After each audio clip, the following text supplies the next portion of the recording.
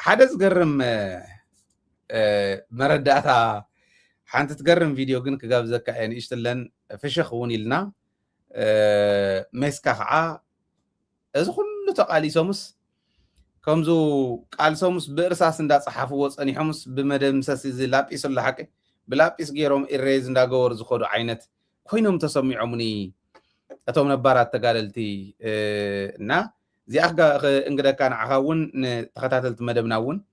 ናይ ሓቂ ግን ክንሓስበሉ ብሓደ ገጽ ንስሓቀሉ ውርደት እዩ ዚኹም ኢሎም ዝዛረቡ ዘለው بتخالي قصقن كنحسب كعز قبرنا إيمو بزي أنا جمر نيشتن في الشخيل نجمر من ultimate objective what is your ultimate objective وانا علاماتنا فأوزل لحيل موجد بقتنا يشوف أنا حيله إني أتعفاني سرعتنا يتفعلف فوجد مقبره ndagana xali qoynati xaswalo ana zey amnalo TPF ay qbolonasi Tigrayan civilians are saying our leaders are divided and we are becoming a battlefield and that's what they fear what would you say to them qoynat حد كيلعل يفرحيهم سقات لهم تخكليو احنا ونفرحين ግን حزب زلا قناتات ግን ቆይናት ዘተርፍ ነገር የለም ያው ቆይናት ጸልይ ኸልዩ ዝብል መደምደም ታይዞስ ከደግሞልኩም ይሄን ሰማዕቲ በደንብ ጌርኩም ሰምዑዋ አነ ሰለስተ አይነት ዘረባ ተዛሪባላ ዛ ሰዊቲ ራይዋ ultimate objective ዋና ዓላማናትና ታውዞ ለሐይል ሙገድ መቀተና ይጭቆና ሐይለው እንተዓፋነ ስርዓትና ይተፈለፍ ኩገድ ምግባር እንደገና ሐሊ ቆይናት ይሐስወሉ أنا زي أمنله TPF أي قبلونسي Tigrayan civilians are saying our leaders are divided and we are becoming a battlefield and that's what they fear what would you say to them قينات حد كيلعل يفرحيهم سقات لهم تخكليو احنا ونفرحين ግን حزب زلا قناتات ግን قينات زترف ነገር የለም ያው قينات ጸልይ ኸልዩ ዝብል መደምደም ታይዞስ كمزي تبل زودو خيروس اتزقرم حدا تدليو ناتا دليت انتايو حايلي مدمساس مطففا يتحاسبا بقى خمس ولا تحساس واحد زمزمصو عدو خير يوم زيوم يلس حزب تግራያ ናንጨብጨብ خبلاديا خصبه خمز ولا ድንቁርና خمتناي ቀደም ንድሕሪት ተመሊሳና በዘመነ ኢኒ بمدمساس زمصلو طلو إلى زأمن حزبي هلو دخون يكون كم إلى دخون حاسبات غني إلى حاسبة بتعم قريب مني زودو خيرس تبهال ميجر جنرال زودو خيرس يتبهال who is this who is shit ولز اللهم مالتي كم زي تبل الله مدمساس يتدليتها انت أي تسأجم تتوهيلا توزن يسرعات مدمساس شوكوان سرعات يا إلى توزلان حوحات شوكوان سرعات دمسيسكا مغيار عم مبل 19 خفل زمن من الواش ون عم مجمر 10 خفل زمن كومز ولا تحساس واخ نبر قوني اب 20 حدن خفل زمن كوينا حبريتا بمايكرو سكند دبز بصحلنا وكل خرنا اوز غزي زي خوينا كندم سومينا خنطفو مينا اتبل بتخالي وجن كوينات كالعلي دليهم كعتبل دمساسي تنسا مطفي تنسا علامة أس نايم دمساسي نايم دفع خندم سومينا زبل حوحات سميعات فلد أنا هم زبل ناي حوحات مرار سميعي فلد تملسو مس حيل خحداتكم كونكم منيكم مس صلاتكم وجنكم منيكم زبل مرح حوحات يري يا أنا ون بعلي مس حيل خحدات زوجنكم تملسو بلي مس زياتهم مالتي نتم أبرخ زلوا حيل خحدات زيهم مس صلاة زوجنكم تملسو نبلينا كندم سساكمينا زبل جن كاب مرار حوحات سميعي فلتنا أنا حزي نسادم ساسي تغنمو كوينات كخفتو بك حجون كوينات يحاسبوا قعتوا لهم وياخدم سسوم يدت بالله كوينات حسابي تنسا خوينا دي مسأتنان أبي يوم كوينات مرعي كونن ريوم ما يوم فلتوا وايم كاب قدم يفلتوا وايم نايت مالون كوينات مالت انتاي مالت مخانو نحو حتى راح يكونن حزب تግራይ ውን ግልጽ እዩ حزب تግራይ ዝፈጠሮም መራሕቲ ሕወሓት ኩሎም واغا كوينات زفلطو واغا سلام زفلطو يوم that's why كوينات زيبلو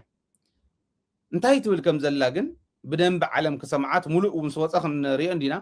زي احزي اذا سبوت زيا عبيتي ثلاثه نغرات نغير الله زولكوا جن دمساسيتيا ناي مدمساس حساب ناي كوينات حساب زلوا زودو خيرس كوين الله كوينات يلعلو الى جن كعن بروباغندا خطقم تدللا تزوي يفرحيو جن كوينات كعي ترفن تبلنا الله ثلاثه نغر كوينات يترفن كوينات يدوليهم حوحات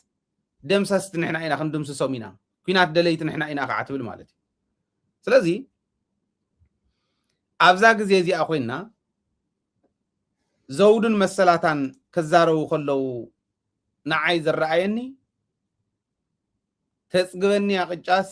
አሞቅላ አንተላ ይፈልጣ እዩ እዞም ሰባት እዚኦም እንታይ ክሰርሑ ከም ዝኽእሉ ከመይ ዝበለ ጉዳጉድ ከም ዝኽእሉ ነዚ ዓዲ ንትግራይ ገና ካብ ጅምሮም ንሪኦም ኣለና ከምቲ ማል መሲልዋ ናይ ብሓቂ ከምቲ ትብሎ ዘላ ሓሲባ እንተ ኮይና ከይዳ ተጋጊያ ግን ኣነ ዘውዱ ኺሮስ ዝኸደትሉ ምክንያት ከቕምጥሞ ናባኻ ከምፀአ ሰማዕትና እውን ከኣትው ይኽእሉ እዮም ታሊንክ ከቕምጠሎም እየ ብታሕቲ ሓደ ዘውዱ ኺሮስ ማሕበራዊ ጉዳይ እያ ትመርሕ ነይራ ማሕበራዊ ጉዳይ ማለት ናይ ክልል ማሕበራዊ ጉዳይ ማለት ዓብይ ስልጣን እዩ ዓብይ ስልጣን እዩ ህዝቢ ትረኽበሉ ንህዝቢ ክትዘራርበሉ ትኽእል ጥራሕ ዘይኮነስ ህዝቢ እውን ትውድበሉ እዩ ናይ ብሓቂ ጨቋን ኮይኑዋ እንተኮይና ከይዳ ኣብይ ኣሕመድ ለጋስ ኣብይ ኣሕመድ ሙቕሉል ኮይኑዋ ንህዝቢ ትግራይስ ምስ ኣብይ ኣሕመድ ኮይና መፅያስ ክጠቕሞ እየ ኢላ ክትመፅእ ከላ ህዝቢ ትግራይ እውን ዝቕበላ መሲልዋ ናይ ብሓቂ ከይዳ እንተኮይና ግን ሕልናኣ ንሽትላን ስሒታላ ማለት ንዓይ ዝረኣየኒ ከምኡ እዩ ምክንያቱ ኣብ ዓብይ ስልጣን ተቐሚጣ ህዝቢ ወዲባ ክትቅይር እንዳኽኣለት ብረት ተሸከሙ ቆልዑ ንበረኻ ውፅአ እሞ ፀረ ህዝቦም ፀረ ብፆቶም ኣቃሊሰ ኣዋዲኤ ህዝቢ ትግራይ ክሓልፈለ እዩ ትግራይ እውን ክሓልፈላ ኢላ እንተሓሲባስ እዚ ናይ ዕሽነት እምበር ናይ ልቢ ክኾነ ይኽእልን እቲ ዝዓበየ ስልጣን ተዋሂብዋ ነይሩ ዋላ ሓንቲ ፍረ ነገር እንተይሰርሐት ከይዳ ማሕበራዊ ጉዳይ ማለት ስደት ከትርፍ ዝኽእል ማሕበራዊ ቀውሲ ዘምፁ ነገራት ከትርፍ ዝኽእል ዓዲ ክልውጥ ዝኽእል ውዳበታት ህዝቢ ከጠናኽር ዝኽእል ቢሮ እዩ ዋላ ሓንቲ ነገር እንተይሰርሐትላ ወፅያ ተዋሂብዋ ዘይሰርሐት ህዝቢ ትግራይ ምስ ደምሰሰት ተጋሩ ምስ ኣጥፍአት ክትሰርሖ ትኽእል ነገር እንታይ ምዃኑ ይረኣየኒ ግን ተጋሩ ኮይና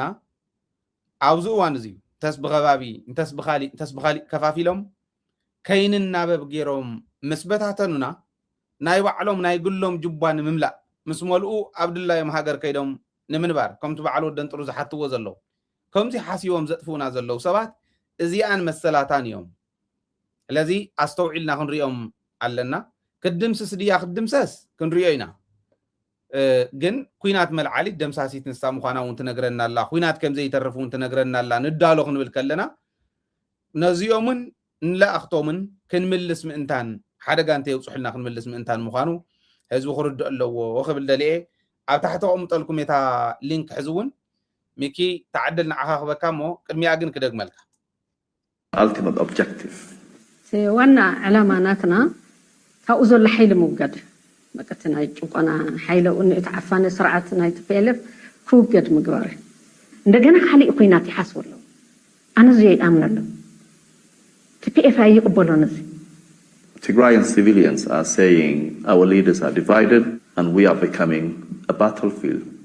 And that's what they fear. What would you say to them? ኩናት ሕድሕድ ከይልዓል ይፈርሑ እዮም ስጋት ኣለዎም ትክክል እዩ ሕና እውን ንፈርሐ ኢና ግን ሕዝቢ ዘላ ኩነታት ግን ኩናት ዘትርፍ ነገር የለን ያው ኩናት ክፅል ይኽእል እዩ ዝብል መደምደምታ እዩ ዝወስድ እዛ ኣብይ ኣሕመድ ደናቁር ሒዙ ክመፅእ ከም ምዃኑ እያ ትነግረና ዘላ ንሳን መሰላታን ዓይነት ንህዝቡ ዘይሓስብ እልፊ ደንቆሮ ኣኪቡ ክመፅእ እዩ ኩናት ኣይተርፍን ትብለና ኣላ ንሱ እንተዘይመፁ ይሕሾም ንዓዶም ሓደጋ እንተዘይፈጥሩ ይሕሾም ምናልባሽ ግን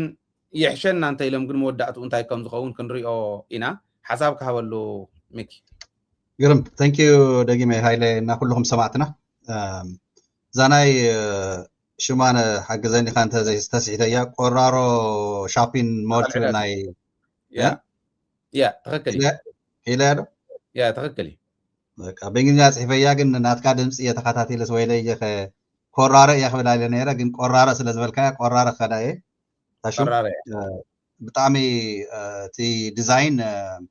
كم تزبلكا يو تقراي سلام سينا تقراي معري زخونة مرحنة تكايدا نحدد دمس تركب تلاسي عم تاي درجة خم توسعي أنا ملك زرع نزله زيو عبي مالت نزا هاجر تمالي ناتنا زبلنا يال قمت إلى خانة يز تبلع النازلة نا أكو أنت عينة استوات غيرنا أنا مجمرت أخاب أمريكا خرت له خزقر مكاس ب 98 كابي 98 99 كابي نيرو زنا إيتو إيرتراو جزء شو مجمرت أي أدي ساوي فلت عن نيرت على الله بدأ فدي ساوي تقرأ يقولس بدأ بيفلت عن نير الناس مجمرت خرت له أدي ساوي حرسهم نسي ناو كتما أدي ساوي نخيل لحيتهم تم خاوز حدمنا حدا عبي حونا نيرو مسلوك يسرستين حيزنا خيرو كتما في خاني خايدم سيحو من مالتي أو مالت تزاري في يقول عنا كما يبصحا تا دساوان وعلى نري على الناس كتما شيرن داس الله سخان السنتر زخونه ناي نقدي بوتا ام تግራይ نمس معرابه حيسكا عبي كتما خون زغبو نور حيز ግን ت ديزاين نريو زلنا صبو يخمزيو نا غواحنا مጨረሽ ግን ትግራዋይ ኩሉ ቀልቡ ካብ ሒዝ ጀሚሩ ሲ ንትግራይ ንውሽጢ ካብ ደገ ዘይኮነና ማዕደኻሲ ካብ ውሽጢ ተስፋለንና ከተማታት ከዓቢ እዚያትካ ከም ዕድል ክንጥቀመሉ ጽቡቕ ይመስለኒ እዚ ላይ ናፍትናይ ሜጀር ጀነራል ዘውዱ ዝወለቶ ትናይ መጨረሻ ተዛረወቶ ግን ሸተት ይልዋ ይመስለኒ ምክንያቱስ ኣብቲ መጀመርታ ታይላ ተምሸፋቱ ከመይ ገሮም ከም ዝድምስሱ ንህዝቢ ትግራይ ተዛሪቡ እዮም ማለት ان دانيال كبرت ون كون تايد يمناو نيرم كمي غرم كم زقتلنا كمي غرم كم زحكنا خابز مريت بسور تاريخنا ون زخونه تكالاتن كوي هلو مدمساس مطفا كوي نير يكون عزغان زيا ابزيو نار يكون 10 مليون دي 200 مليون تقصر قانا رئيم ذلو حيزنبر توحيوا كوي قال يبلو الى مصحفهم نيرم سب زي يقدس تحفر ነገር ግን ከም ንኸብያተ መስወር ሰባት ተጋሩ ኮይኖም ኣብዚ ሰዓት እዚዩ ናይቲ ትማል ንምክቶ ዝነበርና ሬንጀር ናይቲ ብልጽግና ሬንጀር ተኸዲና እቶም ልዕሊ 10000 ብግምት ዝበሃሉ ዝነበሩ ቁጽሮም ስለ ዘይንፈልጦ ተጋሩ ምዃኖም 600 እዮም እሕና ኢና ሰርሒና ባይዘወይ ብኣሶሺየትድ ፕሬስ ይወፅዩ ደደቢት ዓብይ ኣስተዋፅኦ ነይርዎ እዩ ባይዘወይ ይቅርታ ሓሳብካ ዲስትራክት ከይገብረካ 12 አርቲክላት بعالم ለኻዊ ዓለም ለኸ ስታንዳርድ ዘለዎን ሚዲያታት ተውፅኢና ኢና ደደቢት ሚድያ ናይ ጥሜት ዝምልከት ናይ ተጎጋ ዝምልከት ብቢቢሲ ዝወፀ ብኣሶሺየትድ ፕሬስ ዝወፀ ናይ ተጋደልትና ክንደይ ምዃኖም ናይ ፌደራል ፖሊስን ናይ ሰራዊትን ዝነበሩ ክንደይ ምዃኖም እዚኣቶም ዝምልከቱ ብምልኦም ደደቢት ሚድያ ዝሰርሖም ምዃኑ ብዙሕ ሰብ ይፈልጥ ደደቢት ሚድያ ሰኢልና ብዙይ ንሰርሖ ደደቢት ፕራዮሪቲ ሚድያ ፕራይመሪ ሚድያ ናይ ህዝቢ ትግራይ ኮይና ምቕፃላ በዝን ሰርሖ በዝ ፕላትፎርም እዚ ጥራሕ ኣይኮነን ብዓለም ለኸ ተካላት እውን ኣውፂና ኢና ክብል ደለ 12 ኣርቲክላት ኣውፂና ኢና እና 17800 እዮም ነይሮም ግረም ጽቡቕ ትምህርቲ ቦታ 600 ሓዊሰላ ኣለኹና ኣነ ኖተይ ስለ ዝጥቀመልን እና ጽቡቕ እዩ ናታይ ክብል ደለሲ ትማሪት ተኸዲናትን ያ ሬንጀር ተኸዲኖም ብጾታ ተጋሩ ብትግረውነቶም ብተጋሩ ምዃኖም ጥራይ 17600 ዝኣኽሉ ተፈልዮም ካብ እቲ ናይ ሃገር ዘገልገሉ ነቲ ሃገር ንብላ ዘለና ሒዚታ ትብተን ዘላ ሃገር ተሰሊፎም ነይሮም ብተጋሩ ምዃኖም ግን ተኣሲሮም ተሳቂዮም ገሊኦም ተቐቲሎም ገሊኦም ስካብ ሒዞም ስርየቶም ይሳቀዩ ኣለዉ ዛዕባ ንሶም ዘይተዛረብ እዚኣ ትማሊ ናብ ትግራይ መፅኦም እቶም ፀላእትና ካነየ ኣብ ህዝቢ ትግራይ ዘፍሰስዎ መርዚ ዝቐተልዎ ህዝቢ ዝደፈርዎን ደቂ ኣንስትዮ ዝተሓረዱ ተጋሩ ንፁሓት ንዚኦም ኩሎም ረሲዓ ናይቶም ሓረድትና ናይቶም ቀተልትና ዩኒፎርም ጌራ ብጋዜጣ ኢንተርቪው ሂባ ነገራ ከመይ ጌራ ከም እትድምስስ ንተጋሩ እትዛረብ እንተላሲ ማለት خبرلني ጓል አንስተይቲ ስለዝኾነት ካብ ኣዶ ትግራይ እውን ስለዝተወለደት ጓል አንስተይቲ ኮይና እውን ኣብቲ ናይ 17 ዓመት ቃልሲ ኣስተዋፅኦ ስለዝገበረት ኣብዚ ናይ ሒዙ እውን ኣስተዋፅኦ ጌራ ነይራ እያ ኢለ ዝኣምን ኣብቲ ናይ ግዝያዊ ምሕዳር እንዳሃለወት ናይ ጌታቸው እንዳሃለወ ግዝያዊ ምሕዳር ኮይኑ ዝመርሕ ነበረ ግን እዛ ሰብ እዚኣ ተኽላይ ኣሸብር ጀነራል ተኽላይ ኣሸብር ወደን ጥሩ ካልኦት እውን ያው ኣትሊስት ንጉዕሽ ገብረ ትግራይ ኣለዉ ዝሮ ግን እቲ ልቦም ከመይ ርሒቑ ከም ዝነበረ ክንወቅስ ተለና እውን እሲ በተለይ ንስኻ ሒዝና ኣብነት ስኒ ጌታቸው ረዳ ስለ ዝፈለጥካዮ ቀዲምካስ እንታይ ዓይነት ቃላት ይጥቀሙ ነይሮም ንኣኻ ንፈልጦ ኢና እዛ ሰብ እዚኣ ግን ኣንቱም ዘይትፈልጥዋ ያው ሜጀር ጀነራል እያ ኣብ ናይ ትግራይ ግዝያዊ ምሕዳር ኣነ እኳ ናብ ትግራይ ቃልሲ ካብ ዝጅምረሎ ዚ 5 ዓመት ግዜ ኣብቲ ናይ ግዝያዊ ምሕዳር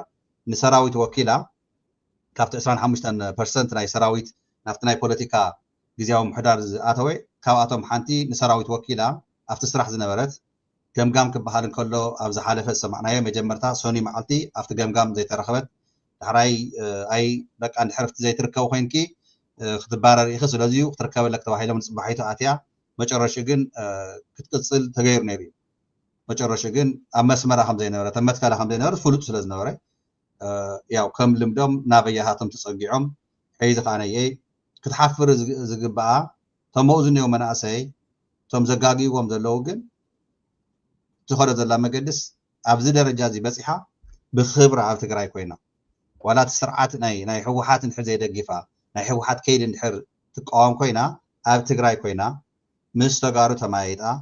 ውድብ ሕወሓት ከይዱ ትክክል ኣይኮነን ስለዚዩ ከም ተጋሩ ኣብ ትግራይ ኮይና ንቃለስ ላዕላውነትና ንክምለስ ንሰለፍ ከም ተጋሩ ንማየጥ ነገር ግን ብትግራይ ብህዝብና ዝመፀ ኣብ ትግራይ እንታይ ድዮም ዝብሉ ነበሩ ትማሊ ምስ ንጌታቸው ተፀጊዖም ዶ ኣይኮነን እዮም ንጥይት ኣይተወለድና ንኮኢሎምና ኩናት ዝደሊ ጉጅለ ኣሎ ንሕና ግን ሰላም ኢና ንደሊ ኮይሎምና ናበይ ዳኣ ከደ ንስኸ ናበይ ተቀየረ እቲ ሰላም ንደሊ ኢና መንዲ ጎስጓስ ይገብረሉ ነይሩ ሕወሓት ከም ዝዞርካዮ ዳ መዓዝ ሕወሓት ዳ ማለት ናይ ሕወሓት መራሕቲ ምክብል ድሓን ሕወሓት ህዝቢ ብሚልዮን ልዕሊ ሚልዮን ህዝቢ ደጋፊ ኣባልነት ብሚልዮናት እውን ስለ ዝደገፎ ኣብቲ ምርጫ እውን ስለዚ ነዚ ስኢ ሕወሓት ከጥፍየ ክትብል ተለኻስ ክንደይ ሕድሕድ ስድራ ቤት ትንክፍ ከም ዘላ ግን ይርዳእ እዩ ብደንብ ገይሩ ይርዳእ እያ ሰብ እዚኣ ስለዚ በዚ ፈኸራ እዚ ግን ኣብ ትግራይ ዝድምሰስ ሓይሊ የለን ኣብ ትግራይ ምድምሳስ ዘይኮነ ስኢ ብሰላማዊ መገዲ ተራዳድኒና ናብ ምዕራብ ትግራይ ትኩረትና ጌርና ህዝቢ ምዕራብ ዝሳቀ ዘሎ ናብ መረቦት ንክንምልስ ኣብ ምዕራብ ዘሎ ሕጉ ማንጉግ የተከዘዘብ ተባሂሉ ዝካየድ ዘሎ ከይድታት እዝዩ ተፀሪዩ ንክወፅእ እቲ ዩኒፎርም ኣውፅያ ናብ ዓዳ መፅያ ተምኡ ዝኔው መናእሰይ ተምኡ ዝኔው ተጋገዩ ኣሕዋትና ሒዛ መፅያ ኣብ ትግራይ ኮይና ትቃለስ ንፀላእቲ ሓራ መሬት ክበሃል ዝኽእል ኣብ መሬት ካብ ዓድኻ ኮይንካ እዩ ሓራ መሬት ናፃ ተውፅቲ ኮይና ምስቶም ብፆታ ኣብ ትግራይ ዝኔው ድምፂ ህዝቢ ኮይና ከም ጓል ኣንስተይቲ ከም ማዕርግ ጀነራል ሜጀር ጀነራል ዝበፅሕትሉ ደረጃ እዚኣ ክብለካ ኣብዚ ናይ ኣካይዳ እዚኡ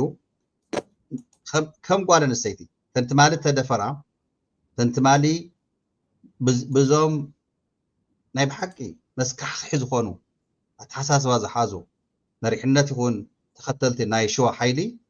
ኣብ ህዝቢ ትግራይ ዘውፅሕዎ ገበን ስቃይ መከራ እዚ ረሲዓ ተንደቀ ኣንስትዮ ተደፈራ ጓል ኣንስተይቲ ኮይና ንሳ እኮ ትማሊ ኣብቲ ግንባር ዘይትወፅእ ነይራ ካብቶም ተደፈሩ ሓንቲ ክትከውን እኮ ትኽእል ነይራ እያ ስለዚ ምስ ኣደታትካ ዝደፈሩ ምስ ኣሕዋትካ ደቅኻ ንሳሲ ብዕድመ እውን ዓባ እያ ደቃ ተትወልድ ነይራ ደቃ ብድሕሪ ተዝተርፉ ነይሮም ክድፈራ እየን ነይረን ኣይኮነ እዚኣ ተረሲዓስ ከምዚ ዓይነት ምስሉሲ ኣነ እንድያውስ እንታይ ይኽብለካ ንተኽላይ ኣሸብር ሱቅ ምባሎም ኣነ ንእሽተይ ተኣሽሙ ገይረ ኣለኹ ክወቕሶም እውንስ ዳርጋ ጠጠው ክብል መሪፅ ኣለኹ ምክንያቱ ኣትሊስት ንሳቶምስ ከምዚ ዓይነት ፈኸራ ከምዚ ዓይነት ዘራጊ ዝኾነ ዘራርባ ኣይኮነን ዘለዉ እዚ ኣይለ ንሓይሊ ሓወይ ናይ ህዝቢ ምዕራብ ስቃይ ግን እዞም ሰባት እዚኣቶም ናይ ስልጣን ናይ ልኡኻት ብልፅግና ናይ ልኡኻት ናይ ፀላእትና ኮይኖም ንህዝቢ ትግራይ ከመይ ነፍርሶ እዩ ንህዝቢ ትግራይ ከመይ ነዳራግሮ እዩ እምበር ባይዘወይ ዓቕሚ ዘለዎም ኣይኮን እኮ ኣነ ንዕቀዮም ከይመስለካ ግን ዓቕሚ የብሎም ግን ፕሮፓጋንዳ ንምስራሕ ናይ ፀላእትና ስራሕ ስለ ዝኾነ እዩ ፀላእትና ተጋሩ ጌርና እስከመይ ጌርና ኣብ ውሽጦም ንዝረጎም ኣብ ውሽጦም ሲ ራዕዲ ከመይ ንፍጠር ክልተ ግዜ ሰለስተ ግዜ ክሓስቡ ተጋሩ ንክንገብሮም እዩ እምበር ካልእ ኣይኮነናስ ናይ ምዕራብ ጉዳይ ግን ንእሽተይ ሓንቲ ደቂቃ ክጥቀም ትማሊ ስልክ እናጓዕኹ ነይረ እንዳባጉና ኣከባቢ ዘለው ሓደ ሓደ ኣሕዋትና ኣብ እቲ ቅድሚ ሕዚ ንፈልጥ ኢና ናብ ፀለምቲ ጌታቸው ግዜያዊ ምሕዳር እናሃለወ ተጋሩ ይመለሱ ተባሂሉ ኣብኡ ተመሊሶም ተቐቲሎም እዮም ትማሊ ዘለና ሓበሬታ ኣብ ፀለምቲ ከምዚ እንዳጋጣሚ ብልፅግና ናይ ፌደራል ወታደር ዝበሃል ናይ ብልፅግና ሰራዊት ድጋፍ ዘለዎ ገዛ ገዛ እናኸዱ የምዝግብዎም ኣለው ተጋሩ ይምዝገቡ ኣለው በአምሓርኛ ቋንቋ ትምህርቲ ንክጅምሩ ሕሰውልና ኣብ ፀለምቲ ምዝገባ ተጀሚሩ ኣሎ ሕድሕድ ገዛ እናኸዱ ቆልዑ ናብ ትምህርቲ ክምለሱ ትምህርቲ ከዓ ነየ በአምሓርኛ ንክግበር እዚኡ ናይ ኣምሓራ ህዝቢ ኣይኮነን ዝገብሮ ዘሎ ብልፅግና ናይ ሸዋ ናይ ኦሮሞ ባዕሉ እዩ ጎስጓስ እናገበረ ድፍኡሉ ንዑ ነቶም ኣብኡ ዘለው ሓደ ሓደ ወረርቲ ኣብኡ ዘለው ሓደ ሓደ ናይ ብልፅግና ናይ ኣምሓራ ተወለድቲ ንሶም ኣስፋሕፊሖም በአምሓርኛ ከምህሩ ተውዝኒ ትግራዋይ ቋንቋ ካጥፍእ ባህሊ ካጥፍእ ኣምሓራይ ኮይንካ ክትመሃር ኢኻ ኣብዚ ኢሎም የምዝግብዎ ኣለው እዚኣ እንዳጋጣሚ እታ መልእኽቲ እውን ክመልኣ እንዳለኹ ንእግር መገደይ ፅቡቅ እሺ ናይ ምዕራብ ትግራይ ብደንቢ ክንመፆ ኢና ዝምልከቶም ኣካላት እውን ኣለው ምምሕዳር ናይ ምዕራብ ትግራይ ኣብ ከተማ ሽረ እንዳስላሴ እዮም ዘለው ሕዚ እውን ንዕኦም እውን እቲና ናብ መስመር እቲና ህዝቢ እውን እንዳሓተቶም እንታይ እቲ ተስፋ ኣብ ውሽጢ እንታይ እዩ ዝግበር ዘሎ ናይ ደገ ሓገዝ ናይቲ ህዝቢ ሓገዝ እንታይ እዮም ዝደልዩ ዘብሉ እዚኦም ብደንቢ ክንሰርሓሎም ኢና ሰኢሉ ብቐልዲ እንተይኮነ ሲሪየስ ክትሓዝ ክኽእል ኣለዎ ሰራዊት ድልው እዩ ህዝቢ ድልው እዩ ፖለቲካ መሪሕነት ግን ምውሳን ዝኣወዮ ብርግፅ ኣብይዎ እውን ዘይኮን ክእል እዩ ብዙሕ ነገር ክስራሕ ክእል ኣለዎ ይርዳእኒ ኢቱ ፖለቲካ ሰኢሉ ዘው ኢሉ ዝኣተ ኣይኮነን ኩናቱ እውን ጌርካ ዋላ ባዕሎም እንዳነኹና እንዳፃሕተርና ስለ ዘለው ንዕኡ ንምምላስ ኢልካ እውን መሬትካ መሓዝ ይከኣል እዩ ግን ከመይ እዩ ቱ ብኢንተርናሽናል ኮሚኒቲ ከውቅሰካ ዘይኽእል ዝብል ናይ ባዕሉ መንገዲ ክህልዎ እዩ ብርግፅ መፃናኩም እዮም ዝብሉ ዘለው እሱን ፅንሕ ኢልና ክንሪኦ ኢና ተናይ ምዕራብ ግን ኣብ ቀረባ እዋን ምምሕዳር ኣመሓደርቲ ናይቲ ዞባ ኣመሓደርቲ ናይተን ወረዳታት ኣብቲ ዞባ ዘለዋ ኣብ ከተማ ሽረ እንዳስላሴ ስለ ዘለው ንዓቶም ክንረኽቦም ክንመኩር ኢና ናይ ጀነራል ዘውዱ ግን ኣነ ማለት ንህዝቢ ትግራይ ክትጠቕሞ እንተትብል ነይራ ሓደ ሓደ ሰኢሉ ዝታለል ሰብ እውን ስለ ዝህሉ ሓደ ነገር ክብል ቅድሚ ናፍታ ትቕፅል ምእታወይ እታ ትቕፅል ግን ኤርትራውያን ኣብዚ እንተሃልይኹም ክትኣትዩኹም ሃገርኩም ክንሕደገኩም ኢና ስለ ዝብልኹም ዘለው ክትኣትዩኹም ከቕምጠልኩም እየ ደጊመ ንሳ በይንናይ ንገብራን ኤርትራውያን እውን እተው ሃይለ ወይ ሚኪ ዝዛረቦ ሰሚዕኻ ምኻድ እንተይኮነስ ናይ ባዕልኩም ሓሳብ እንታይ ይመስል ሃገርኩም ንምሕላው ናፅነትኩም ተረጋጊፁ ንክቕፅል ንምግባር ዝብል ክንሪኦ ኢና ናይ ጀነራል ዘውዱ ክመለስ ህዝቢ ትግራይ ካብ ህፃን እስካዕ ሽማግለ መከራ ረኺቡ ዋጋ ከፊሉ ሳላ ጀጋኑ ደቁ ህልውንኡ ከቕፅል ክኢሉ እዩ ዋላ መስዋዕትነት ከፊሉ ንዘርኢ ክንቅፅል ክኢልና ኢና ንዘርኢ እውን ከይንቅፅል ታሪክና እውን ከየሎ ብዓለም ትሕቲ መሬት ኣትዩ ሰብ ሞያ ታሪክ ኩዒቶም ናብ ዘየውፅና ጉድጓድ ክንኣቱ እንዲ ነይሩ ድሌት ፀላእቲ ናብዚኣ ንኸይንኣቱ እቶም ጀጋኑ መኪቶም እዮም ጅግና ሰራዊት ትግራይ ሕጂ እውን ላዕላውነትና ፍጹም ኣይነድፍርን ኢሉ መንእሰይና ብረት ምስ ተሸከመ ኣሎ ሕና እውን ኣብዚኣ ኣለና እታ ናይ ሚድያ ስራሕቲ እንዳሰርሕና ህዝብና እውን ድልው እዩ ርእሰ ድኒኑ ክነብር ዝደሊ የለን ትግራዋይ ኮይኑ መንነቱ ተሰለበ ትግራዋይነቱ ተሰለበ ዝተዓሰበ ሰብ እንተዘይኮይኑ ከምቲ ንሪኦ ዝነበርና ትግራዋይ ኮይኑ እስካዕ ሕዚ ትግራዋይ ኮይኑ ዝቐፀለ ግን ትግራይ ርእሳ ድኒና ኣይትፈልጥን ዓይናይ ወለድናን ሕጂ እውን እንተኾነ መሬትና ኣብ ሓፂር እዋን ክምለስ እዩ ዘጠራጥረ ኣይኮነን እዛ ጀነራል እዚኣ ግን ጀነራል እያ ኣብዚ ደረጃ እዚ ዝበፅሐት ንደቂ ኣንስትዮ መርኣያ ኮይና ኣብ ክንዲ ምኻድ ዓዳ ሸይጣ ሪኢኻ كم بعلم مهيط عمت زبلا كم بعلم موناليزا زبلا كم بعل تهزان شمارة سعي الله نجزيو والشمون تعمت تدفرت هزان كم زين زبلا عدتها تقراي تقلالا كهزان اسكعش ما قل زلوا وعروتها تقراي دك انسيه تقراي حلنا ان كحوي نايزود سراحين يرو محبراو قداي إذا يختحو زي كعلت باجة تبجت الله دك أنسية تقرأي يخون عجوغن اللي ناينا كنوصوخ عينا كتك حسائخن كمن لسي مننتنا انت مليسنا زي غيركني خن تواهلو أب كندنا تاتن حلنا مهنات هادي ما خيدا زي شفتو من أسي انداشتت ببمعالتون دي موتخم زلو نسمع لنا تحزن بطي ولا بطي خونه بطيو نهنا سلزخون إمبر ذا سويتي زيوم يحزنوان كان داي مويتو ما يقدسان ادي سابا تشوقعه كوينات قصلي تبلنا الله قال بقال زولتهم تسمع خيا مالتي كوينات قصليو ططو زولي مثلنن كنطفو مينا كندمسسو مينا تبل تفلطوم ያን من مخانم قريبا تواغا تخل سبي كونتن كتواغ تخل سوون يكونت بعل من مخانم تفلطوم ياتهم شخال حزبهم فصم لقيقوم زي يفلطون زي لقو نيوكبا حجوني زارو دي لوندا خدقورة سلة تغيل يكون منعسي تقرأي شيطة منعسي هيوت منعسي تقرأي بلاشا كتنبر كتنقر زلاليت سبي تنبر تا محبرا وقداي كم تازو لك هذا اللغة تنهسانات تروماتايزد زخون هسان زدحن الله سكع هز حلنا از تقاوسا قوالا نستيت تقرأي تدحن الله منعسي تقرأي كاف سدس زترفلا هزب تقرأي مننا تخبير زقصل الله تمزابلت وجناتنا تندتات تريئن زلخان حنشاب زبئي باللعن ولادن حنشاب بالعلن بتحتن ما يغون عب حمامنا وتميتن زنيوا نايزياتن قوسي نايزياتن مكرا تفتح تقميت ازنبرت بعل سلطان يانيرا كد كون تيبلت ملوك الى خيدا سكعت تخدل زنبرت اوانغن غلغليوم ينغرن نيرم تمالي كم يجر حسد تقبل كم زنبرت تجارا لا يدخم إلي ببالا شو ودي أنا استتجارا لا يكبها الكله وقلعوا خوينا جنا أنت تملسو